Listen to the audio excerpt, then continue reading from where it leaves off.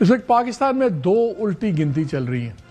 एक उल्टी गिनती चल रही है जुमेरात की, जब थर्ड मीटिंग है पीटीआई की मुज़ाकराती कमेटी की और गवर्नमेंट की।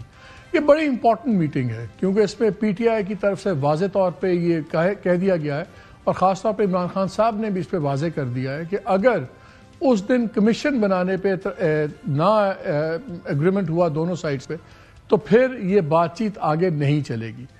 गवर्नमेंट बार बार ये कह रही है, गवर्नमेंट के जो अरकान हैं, राना सनाउल्लाह साहब हैं, उसमें इरफान सिद्दीकी साहब और दूसरे लोग, उन्होंने कहा कि हम सारी बातचीत लेंगे और अगर ये कमीशंस की भी बात है इस पर डिपेंड करता है कि क्या TORs लाते हैं, क्या डिटेल्स लाते हैं, उसके बाद इस बात को आगे देखेंगे। ये इतनी सिंपल नहीं है, हमारे भी इतने ज़्यादा इत्तेहादी हैं, उन सब से बात करनी है, सब कुछ होना है।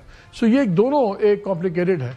मेरी एक बात हो रही थी और आप सुनेंगे भी इनसे, सलमान अकरम राजा से और दूसरे लीडरान से, उन्होंने अभी तक कोई TOR बनाए नहीं है और इशारा इस बात का है कि अगर उस वक्त TORs मांगेंगे तो हम उसी वक्त उनको बना के दे देंगे। क्या वो काबिल कबूल होगा हमें नहीं पता। दूसरी तरफ एक बहुत कॉमन तासुर ये है कि ये जो बातचीत अब हो रही है इसका मतलब है कि इस्टेब्लिशमेंट के रवैये में भी कोई लचक आई है, जो नरमी आई है, तभी गवर्नमेंट ये मुज़ाकरात के लिए बैठी है। क्योंकि गवर्नमेंट को कोई मुज़ाकरात में फ़ायदा कोई नहीं है। जो भी इसमें अगर कोई बात बेहतरी होती है रिलेशंस में इस्टेब्लिशमेंट की और पीटीआई की, तो वो at the cost of this government होगी, ये उसके नुकसान में हो।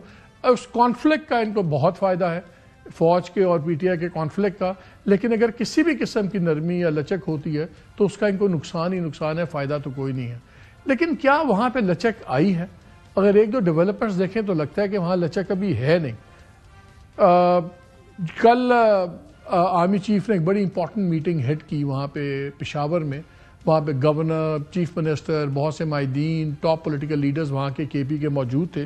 वहाँ पे उन्होंने बाकी बातें जो तो नॉर्मल होती हुई, वहाँ पे उन्होंने एक बात की कि अवाम और फौज के दरमियान में एक ख़ास रिश्ता है। इस रिश्ते में किसी खलीज का झूठा बयानिया बुनियादी तौर पर बैरून मुल्क से एक मखसूस एजेंडे के ज़रिए चलाया जाता है। सबको पता है कि रेफरेंस किसका है, ये पीटीआई का रेफरेंस है। और आज सुप्रीम कोर्ट के अंदर भी ख्वाजा हारिस साहब ने एक सवाल के जवाब देते हुए एक जज साहब के ये कहा कि जी जो May 9 का मास्टरमाइंड है उसका ट्रायल भी यकीनन मिलिट्री कोर्ट में ही होगा। यानी कि अभी तक गवर्नमेंट इस बात पे भी कायम है कि May 9 का जो ट्रायल है, और वो इसमें कोई अब शक नहीं है कि इस्टेब्लिशमेंट और आर गवर्नमेंट के नज़दीक मास्टरमाइंड May 9 के इमरान खान है।